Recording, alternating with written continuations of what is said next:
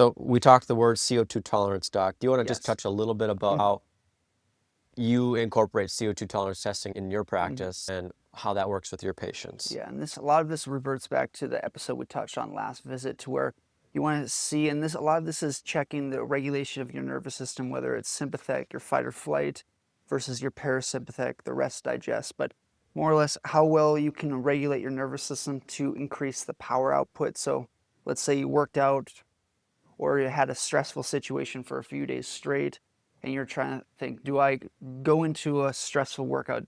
Do I need to downregulate, give my body a break, a rest? This would be a perfect test for you. So you'd want to go in, and it's very similar to the Buteyko breathing. However, instead of holding the breath out and holding everything on exhalation, you would want to see the amount of time where and how long it takes you to exhale, breathe out. So almost like you're breathing out through a straw. So there's a couple ways you can go into this. You either want to inhale, exhale, about 2 to 3 seconds each one, 3 to 4 times. And then the last one, you want to pretty much go into inhalation. And then from there, start a timer, slowly starting to exhale, breathe out. And it's the time that you're exhale, breathing out to where you want to get anywhere from 30 seconds to a minute of the amount of time you're exhaling. If you're able to get over a minute of exhaling out, your nervous system's good.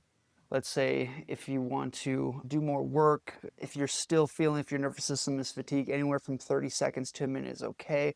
If it takes you less than 30 seconds to breathe out, you want to definitely back off in the day as well. So it's just one of those things where it's a quick test that you can re-regulate your nervous system, especially if you're feeling fatigued. This would be assessment. Now, can I Really. purse my lips with that Yep. one? Yep. Okay. Yep. Purse Because your if you lips. don't, I Yep. feel like you'll quickly breathe it out. hmm So you almost have to try to regulate your exhale with that kind of style of breathing out. Absolutely. So what did you feel when going through? So I got to probably 30 seconds, Cool. roughly. I could probably get hmm longer. I just wanted to Yep. see if I could get to that. But what I noticed was towards the end, it was burning Yep. my lungs. Now, I bet you there are individuals who get to that point quicker just because their tolerance is less. I also know Galpin talks about this a lot too, but what he basically said was your recovery ties a lot to this test too. Yes. He goes, if you feel like you're always in pain after the gym, and he goes, you've tried everything you can as far as electrolytes and everything you can think of. And he goes, do this test. And I bet you're going to fail it if you don't feel like have a good recovery. And Yes. he goes, it's also the CO2 O2 exchange, and it's a breath hmm work and vagal, like it's all that too that ties in heart rate variability, breath work. Yes. And he goes, you're missing that. And he goes, you'd be surprised how many athletes I've changed just off of heart rate variability, It's CO2 incredible. tolerance. And it was just like a curtain. Like I unfolded behind a curtain, and I'm like, where has this been? So it's cool that these simple tests can give us so much information. 100%. Yeah. And even some of the people that I've used this with higher end level athletes, and then individuals that have had more experience of going through this exact test, and they start noticing, okay, 30 seconds to a minute is not the best barrier for them to monitor their nervous system. It's more of a general parameter for the basic population, Yeah, of if we course. will. So those individuals, some of them is anywhere from 45 seconds to like a minute and a half. Sure. Their nervous system's okay. If they can go longer than that, even better. But if it's less than that 45 seconds, they start noticing all the other symptoms of fatigue, mental drain, and they're even thinking, is it even worth going into this session today? Then they go through the test, and then they can create that barrier. So it's either one, you're having more of a rest recovery day, trying to more or less help influence tissue healing, but that would be a perfect situation where you add in breath work in that same session, Absolutely. because you're working on different parameters of the body. For this one is recovering the nervous system, but also, like we said with the analogy, you put that bowling lane in front of you. Are you able to get to the bumpers to the sides versus narrowing that lane? So let's increase that stress tolerance, whether it's cold exposure, whether it's breathing, breath work, and even you add in different positions. Let's say you're a golfer, right? So, Doc, you would go in, and this goes back to the Greg Rose of the stressful situations. We just had the Masters with Rory, and I can't Oh yeah. imagine like what he got to the final 18th hole, he missed like a, was it 8 foot, 6 foot Yeah. putt. You can't imagine the stress that's going through the mind. Can you build up that same situation, but then for him, in terms of rotating the rib cage coming through and still controlling the breath? So are you able to go through that shot? Are you mentally able to downregulate?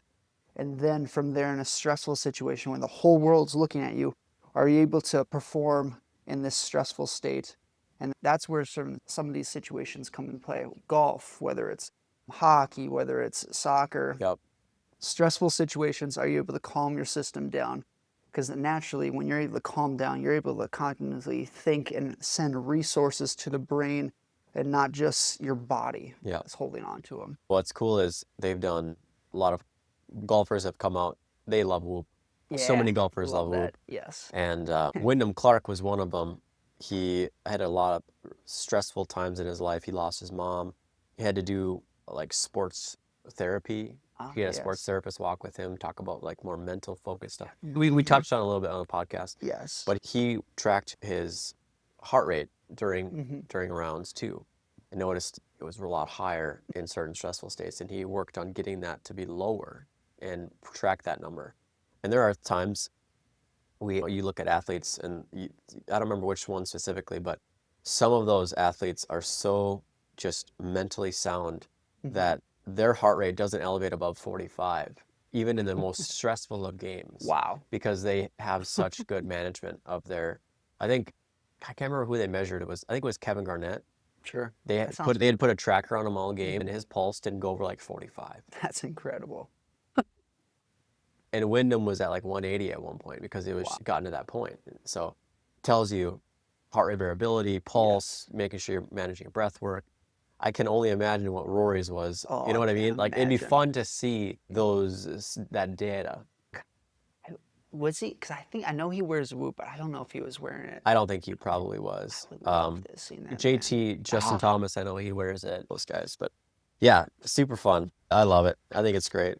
And then I know there's one other small challenge that I definitely want to go into. So I know we touched on wearing the oxygen mask. Yes. I know we touched on like the apnea walk, just holding the breaths out, this Buteyko breath technique. Let's also get into another Dr. Addy, Dr. Jace, AJ challenge. 7-day challenge. This is where you go into nasal breathing only in your warm-ups, or let's say nasal breathing, just breathing through your nose and not through your mouth on any car ride, 7 days straight. Be purposeful with this. You'll start noticing you're able to open up, create this awareness, open up the rib cage. Yes. Are you able to complete it? That is your challenge to those that are listening. Start it right now. If this is the first time you listening to this, either short form podcast, start the timer today. Start right now. Are you able to do a couple minutes of just breathing through your nose? Go into an FFO workout, let's say, another small challenge workout, and then try to downregulate your nervous system. So go into longer exhale breathing, get it back to baseline, and then continue on from there. So whether it's in your workout, whether it's every drive that you're taking your kids to work, your 7-day challenge. Take note, leave comments below of how you feel. What have you noticed symptom-wise? What have you noticed for yourself? Oh, you'll be surprised what your body's able to. I actually think a lot of you are going to start using this so often after you start practicing it. Yes. No, it's great. Doc. Oh, I'm excited for this. I know we touched on this in the past. I've been meaning to put this on a pod.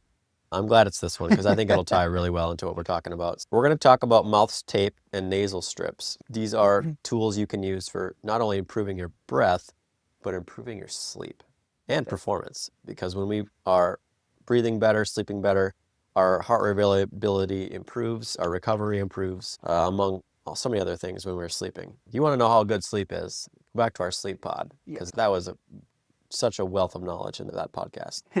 Okay, so we'll start with mouth taping first. Mouth taping involves placing a breathable, skin-safe tape over the lips during sleep or training to promote nasal breathing and prevent mouth breathing. Why does this matter? Mouth breathing is linked to reduced nitric oxide uptake, poor sleep quality, fragmented REM or rapid eye movement sleep, REM sleep, increased risk of snoring or obstructive sleep apnea, increased sympathetic nervous system activity. Not only that, ties to obesity, ties to hypertension, ties to anxiety, ties to depression. Like That's a mouth breathing lot. has been tied to a lot of different things. Breath by James Nestor is a good book that just shows you how bad mouth breathing is, and it does a really great dive into the evolution of humans, cranium evolution, how we formed Yes. noses, all those things. A really good book. Now, mouth taping does all those things. Promotes nasal breathing and improves sleep, enhances recovery, boosts performance. It can even reduce dry mouth and gum disease risk.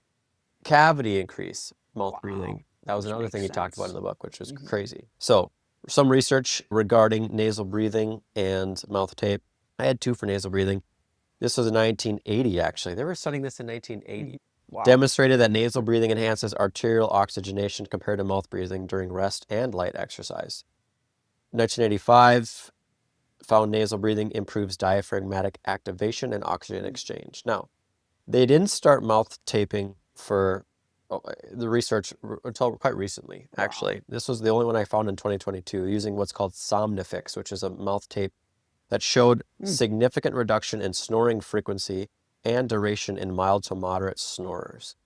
Interesting. So if someone has sleep apnea where they have to use a machine, is that something that they would want to utilize As long as mouth breathing? as long as they know they have good nasal breathing. Okay. Obviously, I have a deviated septum, so I'm it's tougher for me to constantly rely on my nose if I have congestion or things like that. But the nasal strips do help.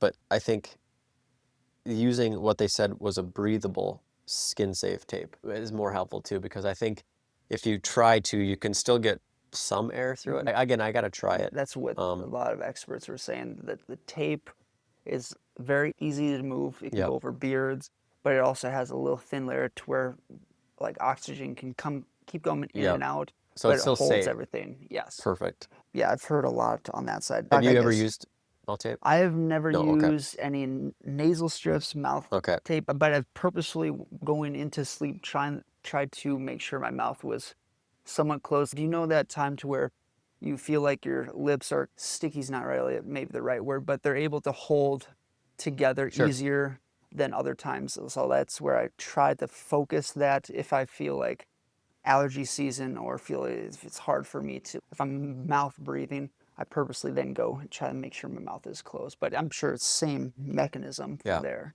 What I hear a lot of is hostage tape is another brand that Is it people are okay? using.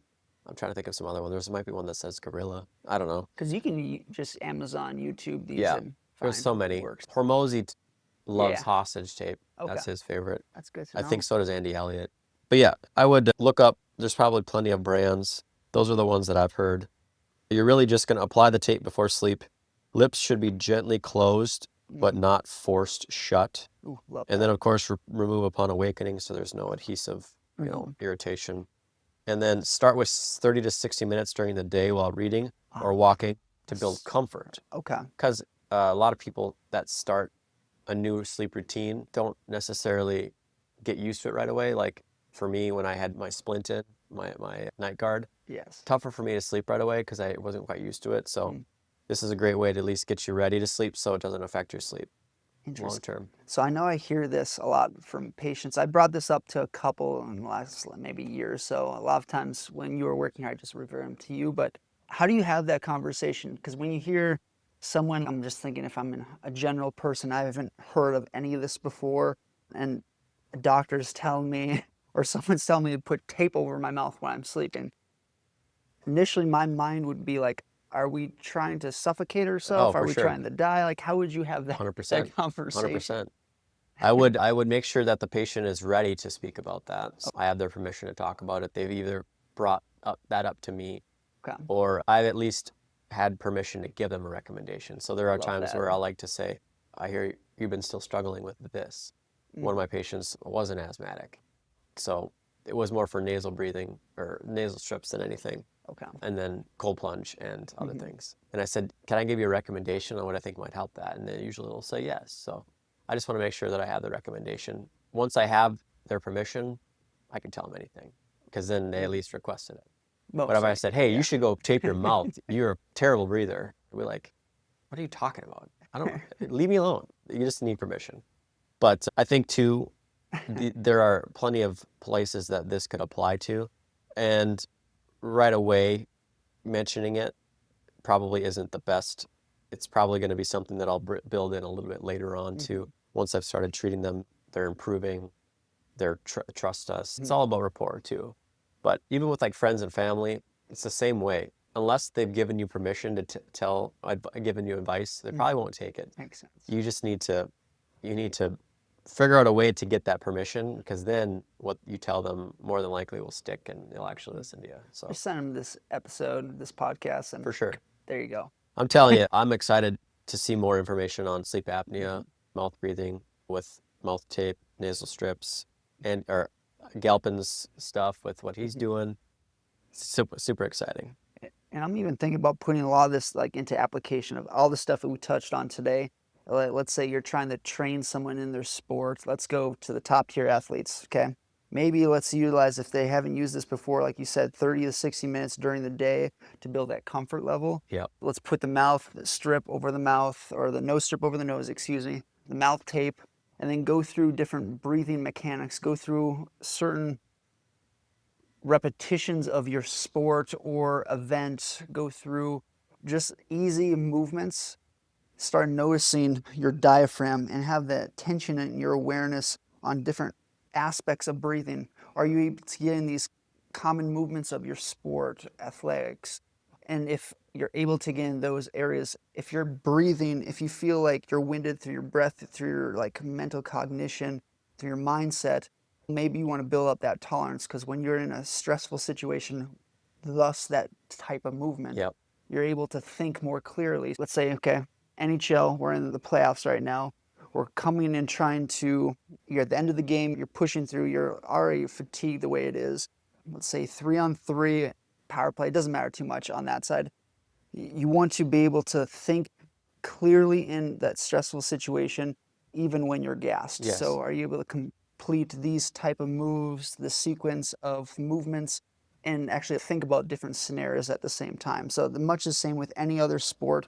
Let's combine all these two together. Even if it's on a rest recovery day, your system is overwhelmed, go through these breathing techniques and then go through small, easy, light movements as you're going through it. So then it gets the mental cognition, the tactical, strategic side, as the same time as you're working on different parts of your body that you may not realize. For sure.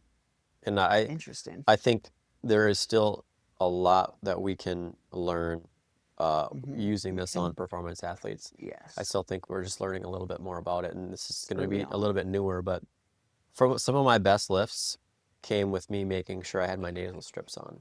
That's awesome. I'm telling you, man, it's huge for me. Let's go. I've started to wear it more to the gym when I'm working out. Yes. Now, the nasal strip I have is not a strip anymore. It's a magnetic device How's that called work? intake breathing. So I have these little small patches that have a magnet in them, Oh, okay. and then I put them on each side of my nose. Okay. And then the strip is a very hard, rigid, flexible to an extent, but rigid little kind of half circle looking thing. Yeah. And so I pinch it, and then once it connects to both, I let it go and it flexes out, and it Opens helps up- me open up that's my nasal. amazing. Yep. Yeah. And I liked it because the nasal strips go all the way over the skin, and they have a lot of adhesive on them, and so it can create a lot of rawness with my nose. Gotcha. I love. It's called intake breathing. I've been using it now for over a year. I love it. It's great, and I really think a lot of people who have needed nasal strips will like it a little more, just because I know a lot of people get the same issues where they just have so much adhesive. They're using it every night, and it can be a lot too. Makes sense. And we're not sponsored by any of these Not yet. places on that side. Just Not yet. But intake, throwing that out any intake social media people, call Hell. us up, because I'll tell you what, I will go night and day to push your product because I love it so much. But Let's so go. lastly, nasal strips. They are adhesive bands, or now there's other things that you can use to press across the nasal bridge to mechanically open the nasal valves. Reduces airway resistance, improves airflow through the nasal passage. It can improve athletic breathing mechanics. It can reduce snoring. It aids in performance. There are a few studies that I have here. This one in 98 showed nasal strips reduce inspiratory resistance and improved exercise tolerance in athletes with nasal congestion. Wow. 2003 showed significant improvement in nasal airflow and sleep quality. 96 in mild obstructive sleep apnea, nasal strips improved oxygen saturation, decreased snoring intensity. You mix that with mouth tape. I'm telling you, Yes. are CPAP machines even needed? Who knows? I'm not saying that to be Yes. silly. I'm serious. Would that change things? Could that truly take away a CPAP machine? I don't know. Theoretically, it would make sense for most. I'm not saying Maybe not right away, but like, yes, how could we get you off of it? I don't know. 100%. Lastly, 2020 demonstrated improved perception of ease of breathing and lowered RPE, or rate of perceived exertion during aerobic exercise. This is what I feel, man. I'm telling you, when I got my nose strips on, my length always usually increases by 25 to 50% of how long I can do things, and my reps, I go from 10 to 20 or 25 sometimes. I just love it. It is great for me. Just even hearing all this stuff, I am definitely going to go order some stuff Yes. online. I'm so excited. And they have a Nasal good intro strips. offer. You get Fantastic. 2 or 3 months supply with Ooh, all the, because there's different people have different size noses. So sure. they give you like 4 or 5 different applicators, Mm. and then you get like a 2 or 3 month supply. Ooh, Telling you, it's one of the more successful technological changes in nose strips for sure. The next one I'm let's looking into go. though is the stint. Um, It's got a hosing mechanism. You mhm. put it all the way back down into your sinus, and then you pull it out, and then you spin it, and it's Yeah. like a DNA, and it expands your nasal passage, and you Untwist. just leave it in for 18 hours. You can leave it in for 18 hours. And is this for people with more deviated For symptoms, sure. I'm assuming? Athletes too that want to just improve, if they go and they're gonna have a 2 hour game and they are worried about sweating and all the strips falling off, or if they, what have you. The stint they can just leave in there for 18 hours. Wow. They have to go take those out then, Yep. I'm So assuming? after 18 hours, you just take out the stent, Okay. wash it, and then it's reusable. That's But it's gnarly. like $1,000. Ooh. Yeah. And it's okay, yeah, wow. And that's for a small device that you can put in yourself. You don't have to have Nope. someone put in. Nope. Okay, cool. So you just have to know how to put it in. Wow. Yeah. So it puts down all the way down your nasal passage. It's protected by a covering. You pull the covering off, and then now you're left with the device, and then it untwines as you move it. That's not, I had It no just idea. widens it. I want to try it. I think it sounds cool. It's spendy, but Yeah, that'd be worth it. I don't know if I want to spend money on it right now, but for right now, but yeah, eventually that does sound. If you are an athlete who struggles with breathing and wants to try that, I don't know if they're legal, Mhm. but I don't see why not. as a UFC Right. fighter, it doesn't sound great because you're getting Yeah. punched. But maybe Yeah, that'd be a little scary. other sports, golf Yes. or tennis, maybe, I don't know. I love that, man. But yeah, It opens up the ball game a little bit. that's all I got on nasal strips and mouth tape. That's beautiful. Yeah, we learned a lot today, like more application use. Obviously, we brought some of the research to back up some of the claims, but Yeah. fun. Yeah, I hope you guys take what we said seriously. I do think that this is something that everyone can start implementing in their day-to-day life, and I think it's going to make a lot more change than you think. We tried to give you as much research as possible to show you that this is not just anecdotal, just us trying it. Like there is a lot of impact on humans regarding breath work and improving your breath, vagal tone, heart rate variability, all these things. So please give it a try. Let us know how it goes in the comments.